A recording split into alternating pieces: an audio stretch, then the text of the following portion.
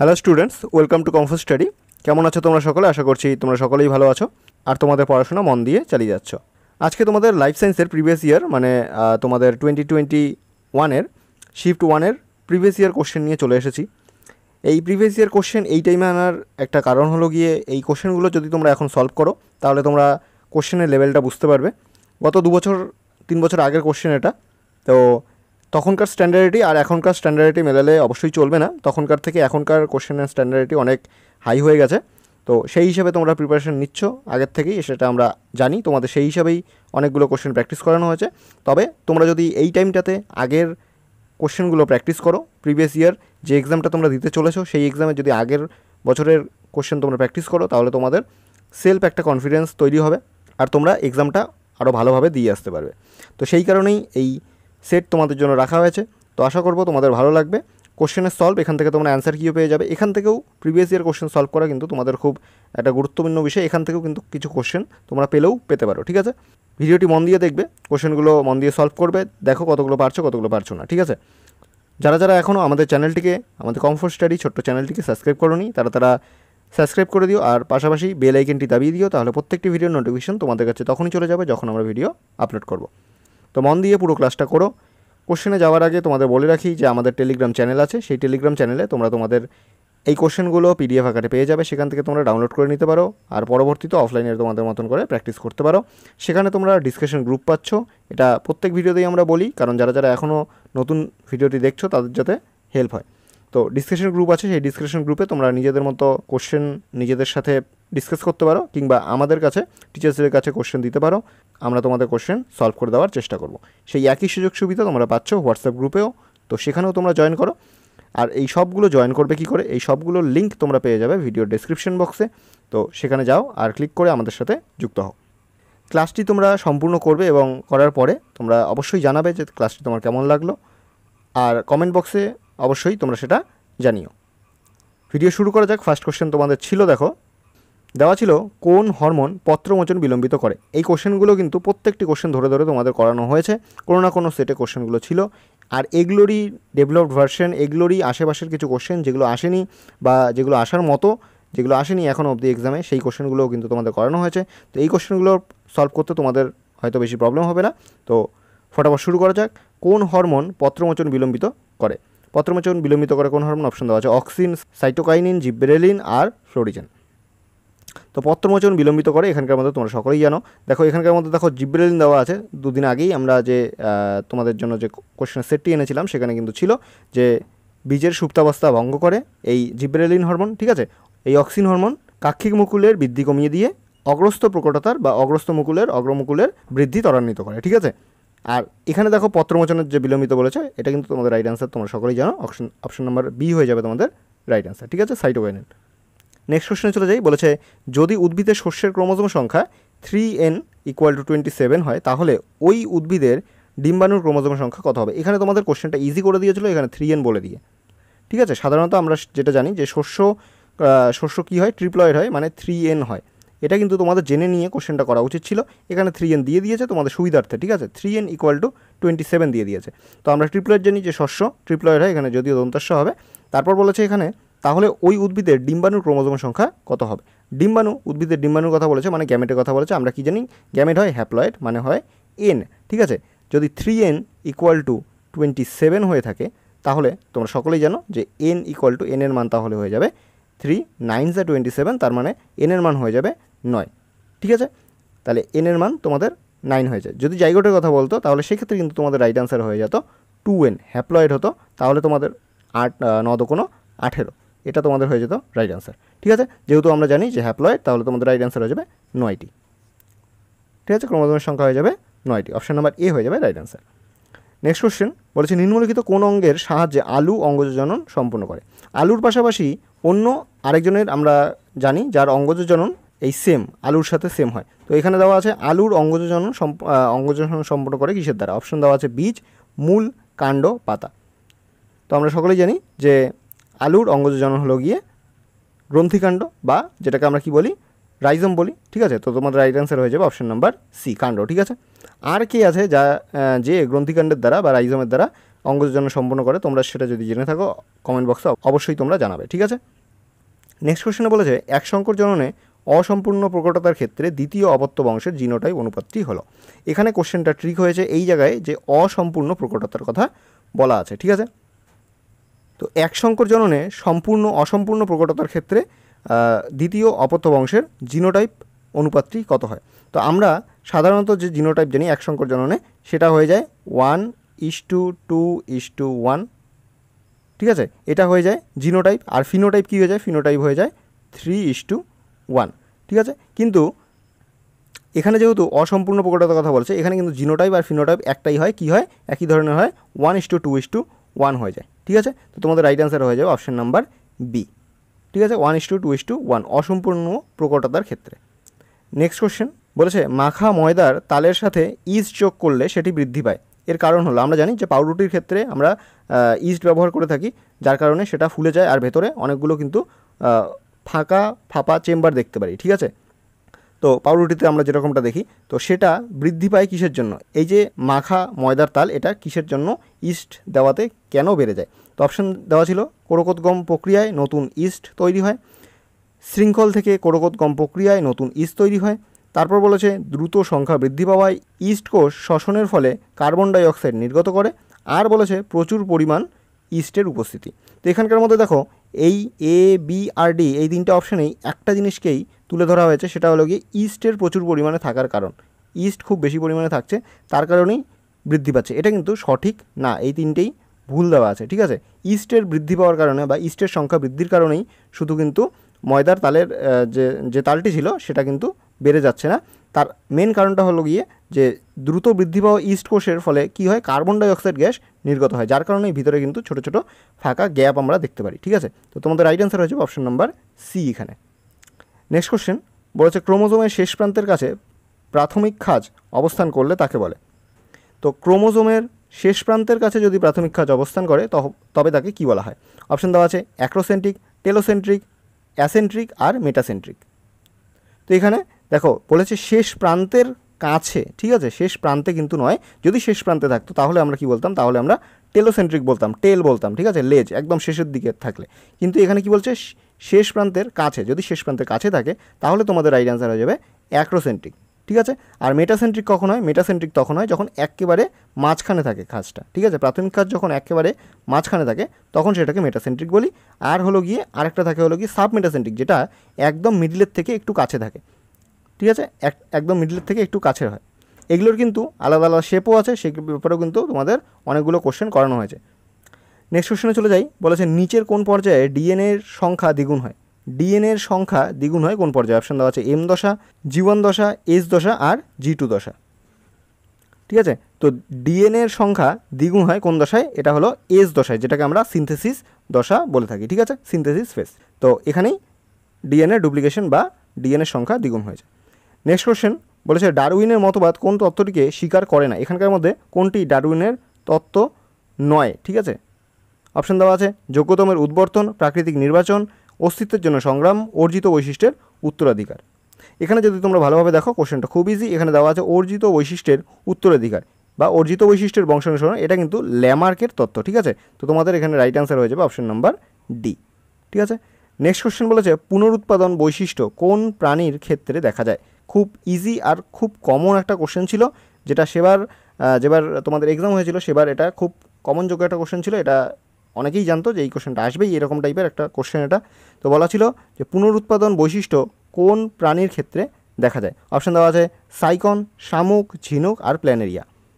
তো পুনরুৎপাদন বৈশিষ্ট্য কোন প্রাণীর ক্ষেত্রে দেখা যায়? এটা কিন্তু তোমাদের রাইট অ্যান্সার হয়ে যাবে প্ল্যানেরিয়া, ঠিক আছে। অপশন নাম্বার ডি হয়ে যাবে রাইট অ্যান্সার। আর প্ল্যানেরিয়া এটা কিন্তু একটা প্লাটিহেলমিনথিস পর্বযুক্ত প্রাণী, ঠিক আছে। প্লাটিহেলমিনথিস পর্বের এটা একটা প্রাণী, ঠিক আছে, এটা জানি। আর এছাড়া যদি প্ল্যানেরিয়ার বদলে যদি টিকটিকি দেওয়া থাকে, ঠিক আছে, টিকটিকিরও কিন্তু আমরা কি দেখি যে যদি লেজ তাদের পড়ে যায় তাহলে সেক্ষেত্রে নতুন করে তার কিন্তু লেজ আবার পুনর্গঠিত হয়, সেক্ষেত্রে কিন্তু সেটাও পুনরুৎপাদনের বৈশিষ্ট্য একটা, ঠিক আছে।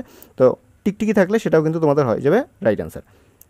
নেক্সট কোশ্চেন বলেছে মস্তিষ্কের কোন অংশটি বার্তা কেন্দ্র হিসাবে কাজ করে? বার্তা কেন্দ্র হিসাবে কাজ করে কোন অংশটি? অপশন দেওয়া আছে হাইপোথ্যালামাস, থ্যালামাস, পন্স, সেরিবেলাম।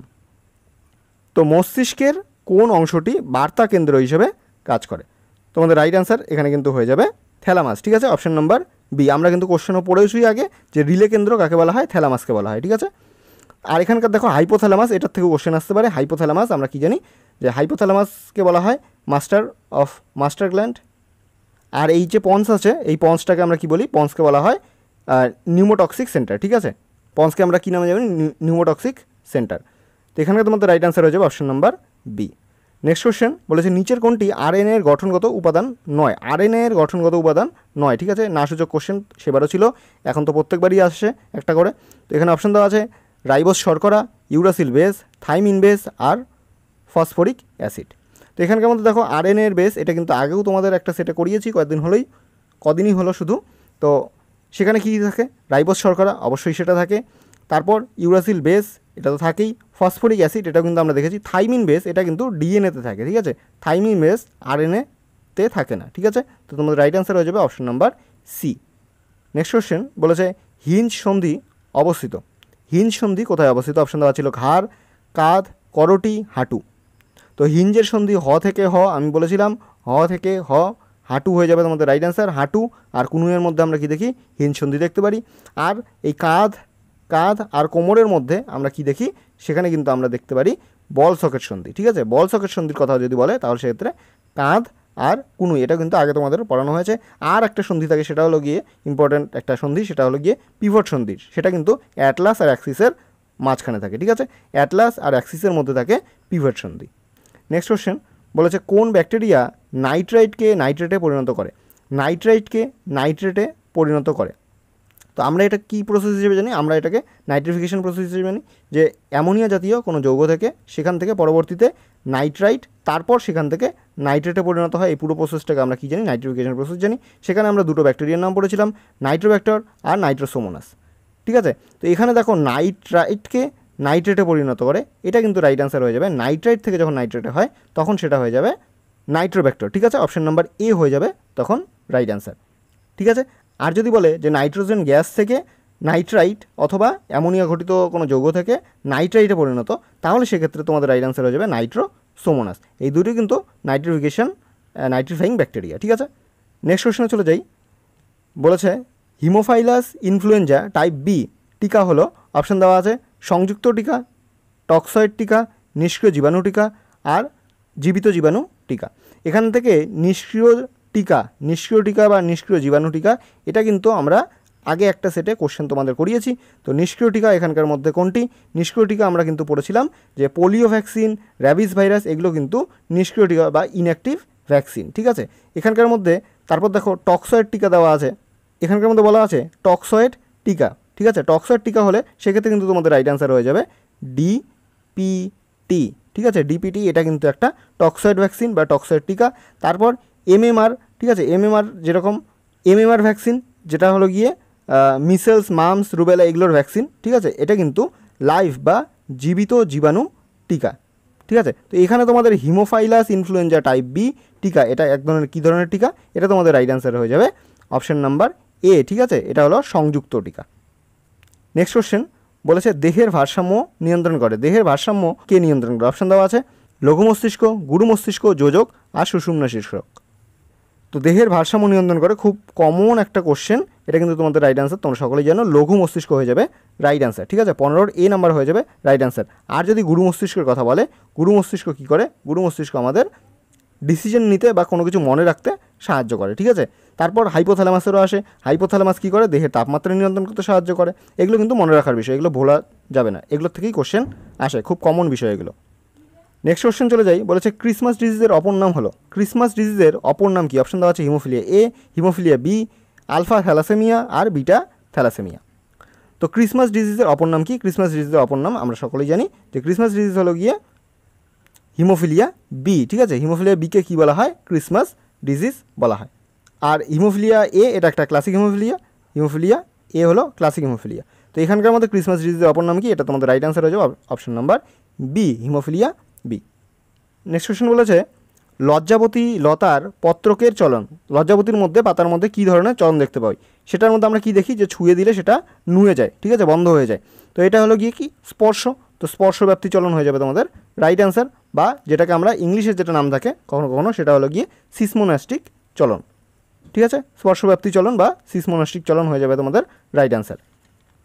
এখানকার মধ্যে দেখো এই রসায়ন ব্যাপ্তি বা কেমোনাস্টিক চলন আমরা যেটাকে বলি, এটাও কিন্তু খুব ইম্পর্টেন্ট একটা টপিক, সেটা কিন্তু তোমাদের রাইট অ্যান্সার হয়ে যাবে সূর্য শিশির পাতা। ঠিক আছে, এটা কিন্তু পতঙ্গভোগ উদ্ভিদ, সাধারণত পতঙ্গ থেকে নাইট্রোজেন এরা গ্রহণ করে, এটা কিন্তু কেমোনাস্টিক চলন এদের মধ্যে দেখা যায়, সূর্য শিশির পাতা। নেক্সট কোশ্চেন চলে যাই, বলেছে কোন হরমোনটি অমরা থেকে ক্ষরিত হয় না? কোন হরমোনটি অমরা থেকে ক্ষরিত হয় না? এটাও খুব ইম্পর্টেন্ট একটা কোশ্চেন ছিল, এমনকি এখনও অবধি তোমাদের এক্সামের জন্য এটা কিন্তু খুব একটা ইম্পর্টেন্ট কোশ্চেন। অপশন দেওয়া আছে HCG, ইস্ট্রোজেন, প্রোজেস্টেরন আর LH বা লিউটিনাইজিং হরমোন। ঠিক আছে, তো কোন হরমোনটি অমরা থেকে ক্ষরিত হয় না এখানকার মধ্যে? এই নাসূচক কিন্তু তখনও কোশ্চেন আসতো, এখনও কিন্তু তোমাদের নাসূচক কোশ্চেন আসে, তাই জন্য আমি বারবার বলবো কোশ্চেনটার শেষে কিন্তু তোমরা ভালোভাবে চেক করবে এটা নাসূচক কিনা। তো এখানকার মধ্যে অমরা থেকে ক্ষরিত হয় না যে হরমোনটি, সেটা হয়ে যাবে তোমাদের LH হরমোন। ঠিক আছে, অপশন নাম্বার ডি হয়ে যাবে রাইট অ্যান্সার। আর এই LH হরমোন কোথা থেকে নিঃসৃত হয় সেটা হয়ে যাবে পিটুইটারি গ্ল্যান্ড। ঠিক আছে, পিটুইটারি গ্রন্থি থেকে এটা কিন্তু নিঃসৃত হয়, লিউটিনাইজিং হরমোন। নেক্সট কোশ্চেন বলেছে মেন্ডেলের দ্বিসংকর জনন প্রক্রিয়ায় দ্বিতীয় অপত্য বংশে উৎপন্ন জিনোটাইপ ও ফিনোটাইপের সংখ্যা কত? অপশন দেওয়া ছিল phenotype 4, genotype 9, phenotype 9, genotype 4, phenotype 4, জিনোটাইপে 16 আর ফিনোটাইপ 4 আর জিনোটাইপে 8। তো বলেছে মেন্ডেলের দ্বিসংকর জনন প্রক্রিয়ায় দ্বিতীয় অপত্য বংশে উৎপন্ন জিনোটাইপ ও ফিনোটাইপের সংখ্যা কত? তো আমরা সাধারণত কী জানি, আমরা যেটা দেখেছি যে দ্বিসংকর জনন প্রক্রিয়ায় দ্বিতীয় অপত্য বংশে আমরা কী দেখেছি, ফিনোটাইপ দেখেছি 9:3:3:1 দেখেছি। ঠিক আছে, এখানে 4টা ফিনোটাইপ দেখতে পাই। আর জিনোটাইপের মধ্যে আমরা কি দেখি যে 12-24, 12-12-1, 12-24-12-12 আর শেষে 1। ঠিক আছে, তো সবগুলোর মাঝখানে ইস্টু হবে অবশ্যই, এইভাবে তোমরা মনে রাখতে পারো। এখানে দেখো তোমরা যদি গোনো এখানে 9টা তোমরা দেখতে পারবে। তো এখানে 4টা ফিনোটাইপের ক্ষেত্রে 4টা আর জিনোটাইপের ক্ষেত্রে 9টা থাকে। তো এখানে দেখো ফিনোটাইপে 4, জিনোটাইপে 9, এটা তোমাদের এ নাম্বার অপশন হয়ে যাবে রাইট অ্যান্সার। ঠিক আছে, নেক্সট কোশ্চেন চলে যাই, বলেছে প্রথম জিনগত উপাদানটি হলো, প্রথম জিনগত উপাদান কোনটি? অপশন দেওয়া আছে প্রোটিন, DNA, RNA, কার্বোহাইড্রেট। তো এখানকার মধ্যে প্রথম জিনগত বস্তুটি কোনটি? এটা তোমাদের রাইট অ্যান্সার হয়ে যাবে অপশন নাম্বার সি, RNA। ঠিক আছে, RNA হয়ে যাবে রাইট অ্যান্সার। RNA-তে যদি বলা হয় কী টাইপের শর্করা আমরা দেখতে পারি, রাইবোজ শর্করা দেখতে পারি। DNA-তে আমরা সাধারণত কী জানি যে ডিঅক্সিরাইবোজ শর্করা আমরা সেখানে দেখতে পারি। নেক্সট কোশ্চেন বলেছে সমবৃত্তীয় অঙ্গের উৎপত্তির কারণ। সমবৃত্তীয় অঙ্গের উৎপত্তির কারণ কি? অপশন দেওয়া আছে কৃত্রিম নির্বাচন, এটা নির্বাচন হবে। বলেছে কৃত্রিম নির্বাচন, জিন প্রবাহ, অভিসারী বিবর্তন, অপসারী বিবর্তন। এই কোশ্চেনটাও আগে তোমাদের করানো হয়েছে। তো সমবৃত্তীয় অঙ্গের ক্ষেত্রে যে উৎপত্তির কারণ সেটা আমরা সাধারণত কী জানি, আমরা জানি এটা রাইট অ্যান্সার হয়ে যাবে অভিসারী বিবর্তন। অপশন নাম্বার সি হয়ে যাবে তোমাদের রাইট অ্যান্সার। সমবৃত্তীয় ক্ষেত্রে সমবৃত্ত অঙ্গের উৎপত্তির কারণ হলো গিয়ে অভিসারী বিবর্তন, আর যদি সমস্ত বলে তাহলে সেক্ষেত্রে রাইট অ্যান্সার হয়ে যাবে অপসারী বিবর্তন। আর সমবৃত্তীয় অঙ্গের আমরা কি জানি যে সমবৃত্তীয় অঙ্গ কাদের বলা হয়? সাধারণত যাদের মধ্যে কি হয় যে উৎপত্তি ভিন্ন হয়। ঠিক আছে, উৎপত্তি ভিন্ন কিন্তু কাজ একই, তাদের সমবৃত্তীয়। আর উৎপত্তি একই কিন্তু কাজ আলাদা আলাদা, উৎপত্তি একই কিন্তু কাজ আলাদা আলাদা, সেক্ষেত্রে কিন্তু সমস্ত হয়ে যায়। নেক্সট কোশ্চেন বলেছে শুক্রাশয়ের কোন কোষ থেকে টেস্টোস্টেরন হরমোন ক্ষরিত হয়? শুক্রাশয়ের কোন কোষ থেকে টেস্টোস্টেরন হরমোন ক্ষরিত হয়? অপশন দেওয়া আছে স্টেম কোষ, জার্ম কোষ, সার্টোলি কোষ আর ইন্টারস্টিশিয়াল কোষ। তো এখানকার মধ্যে শুক্রাশয়ের কোন কোষ থেকে টেস্টোস্টেরন ক্ষরিত হয়? এটা কিন্তু তোমাদের রাইট অ্যান্সার হয়ে যাবে লেডিক সেল, বা যেটাকে আমরা ইন্টারস্টিশিয়াল সেল নামে জানি। তোমাদের ডি নাম্বার অপশন হয়ে যাবে রাইট অ্যান্সার। নেক্সট কোশ্চেন বলেছে নিউক্লিয়াস গঠনকারী অঞ্চলটি দেখা যায়। নিউক্লিয়াস গঠনকারী অঞ্চলটি দেখা যায় কোথায়? অপশন দেওয়া আছে প্রাথমিক খাঁজে, গৌণ খাঁজে, স্যাটেলাইট অঞ্চলে আর টেলোমিয়ার বা প্রান্তীয় অঞ্চলে। তো নিউক্লিয়াস গঠনকারী অঞ্চলটি কোনটি? এখানে তোমাদের কিন্তু রাইট অ্যান্সার হয়ে যাবে গৌণ খাঁজ। ঠিক আছে, তোমাদের অপশন নাম্বার বি হয়ে যাবে এখানে রাইট অ্যান্সার। গৌণ খাঁজের মধ্যে নিউক্লিয়াস গঠনকারী কোষটি দেখা যায়। এখান থেকে আরেকটা কোশ্চেন যেটা আসতে পারে তোমাদের করানো হয়েছিল, NOR এর ফুল ফর্মটা কি? NOR এর যেটা ফুল ফর্ম সেটা কিন্তু তোমাদের পড়িয়েছিলাম যে নিউক্লিওলার অর্গানাইজার রিজিয়ন। ঠিক আছে, নিউক্লিওলার অর্গানাইজার রিজিয়ন। ঠিক আছে, এটা তোমাদের কিন্তু কোশ্চেনটা ইম্পর্ট্যান্ট, তাই জন্য তোমরা NOR এর ফুল ফর্মটা মনে রাখবে। এটা কিন্তু তোমাদের আগেও করানো হয়েছে, আজকেও আবার তোমাদের বলে দিলাম। নেক্সট কোশ্চেন চলে যাই, বলেছে ব্লাড ব্যাঙ্কে রক্তদঞ্চন রোধক হিসেবে সবচেয়ে বেশি ব্যবহৃত হয় কোনটি? ব্লাড ব্যাঙ্কে রক্তদঞ্চন রোধক হিসেবে সবচেয়ে বেশি ব্যবহৃত হয় কোনটি? অপশন দেওয়া আছে হেপারিন, হিরুডিন, সোডিয়াম সাইট্রেট আর ক্যালসিয়াম সাইট্রেট। তো এখানকার মধ্যে দেখো রক্ততঞ্চনের জন্য মানে রক্ততঞ্চন রোধকের জন্য মানে রক্ত যাতে জমাট না বেঁধে যায় সেই কারণে সবথেকে বেশি কী ব্যবহৃত হয় ব্লাড ব্যাঙ্কে? অপশন দেওয়া আছে হেপারিন, হিরুডিন, সোডিয়াম সাইট্রেট আর ক্যালসিয়াম সাইট্রেট। তো এখানে কিন্তু তোমাদের রাইট অ্যান্সার যেটা হয়ে যাবে সেটা কিন্তু sodium citrate, option number C হয়ে যাবে তোমাদের রাইট অ্যান্সার। আর প্রাকৃতিক রক্ততঞ্চক হিসেবে আমাদের শরীরের মধ্যে আমাদের বডিতে যেটা থাকে সেটা হয়ে যাবে তোমাদের রাইট অ্যান্সার হেপারিন, ঠিক আছে? আমাদের শরীরের মধ্যে রক্ততঞ্চন যাতে না হয়, রক্ত স্বাভাবিক লিকুইড আকারে যাতে থাকে, জমাট যাতে না বাঁধে সেই কারণে সেটা যার কারণে হয়ে থাকে সেটা হয়ে যাবে হেপারিন, ঠিক আছে?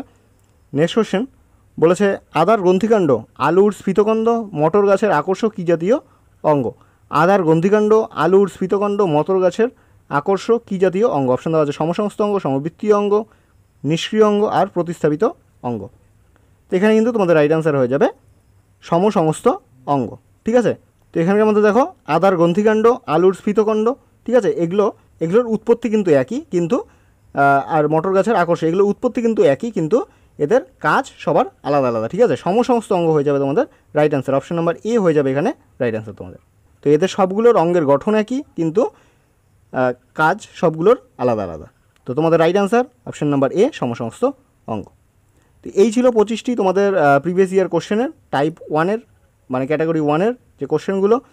আশা করব তোমাদের সলিউশন নিয়ে ভালো লাগছে, আর সলিউশনগুলো করলে তোমাদের ভিডিওটি দেখলে তোমাদেরও একটু কনফিডেন্স হবে পরবর্তীতে এক্সাম দেওয়ার জন্য। ভয় পাবে না, তোমরা এক্সাম দাও, যারা যারা প্রথমবার এক্সাম দিচ্ছ তোমাদের এক্সাম ভালোই হবে, ঠিক আছে? তো আমাদের টেলিগ্রাম চ্যানেলে তোমরা যারা যারা এখন জয়েন করোনি সেখানে তোমরা জয়েন করো। এই কোশ্চেনগুলো তোমরা টেলিগ্রাম চ্যানেলের পিডিএফ আকারে পেয়ে যাবে, সেখান থেকে তোমরা ডাউনলোড করে নিতে পারো। সেখানে ডিসকাশন গ্রুপও আছে, সেই ডিসকাশন গ্রুপে তোমরা তোমাদের মতন কোশ্চেন নিজেদের মধ্যে ডিসকাস করতে পারো, কিংবা টিচার্সদের কোশ্চেন জিজ্ঞেস করতে পারো, তোমাদের কোশ্চেন সলভ করে দেওয়া হবে। একই সুযোগ সুবিধা তোমরা পেয়ে যাচ্ছ হোয়াটসঅ্যাপ গ্রুপেও, সেখানেও তোমরা জয়েন করতে পারো। সেখানে তোমরা জয়েন করে আমাদেরকে কোশ্চেন করতে পারো, আমরা তোমাদের কোশ্চেন সলভ করে দেওয়ার চেষ্টা করবো, ঠিক আছে? আর বাকি যে কোনো যদি নোটিশ থাকে তোমাদের এক্সাম সম্পর্কিত, তাহলে সেই নোটিশগুলোও কিন্তু তোমরা এখানেই পেয়ে যাবে। এই সবগুলোর লিঙ্ক তোমরা পাবে ভিডিওর ডেসক্রিপশন বক্সে, তো সেখানে যাও আর লিঙ্কে ক্লিক করে আমাদের সাথে যুক্ত হও। তো এই ছিল আজকের তোমাদের ক্লাস। তোমরা যারা যারা এখনও আমাদের চ্যানেলটিকে সাবস্ক্রাইব করোনি তারা আমাদের চ্যানেলটিকে সাবস্ক্রাইব করো। ক্লাসটি ভালো লেগে থাকলে অবশ্যই ভিডিওটিকে একটি লাইক করবে আর শেয়ার করে দেবে তোমাদের মতন আরও যারা যারা প্রিপারেশন নিচ্ছে। কমেন্ট বক্সে অবশ্যই তোমরা জানাতে কিন্তু ভুলবে না যে তোমাদের ক্লাসটি কীরকম লাগলো। শেষ পর্যন্ত তোমরা যারা যারা এখনও ভিডিওটি দেখছো তাদের জানাই থ্যাংক ইউ শেষ পর্যন্ত ভিডিওটি দেখার জন্য। দেখা হচ্ছে তোমাদের সাথে পরের আরেকটি ভিডিওতে, ততদিনের জন্য বাই।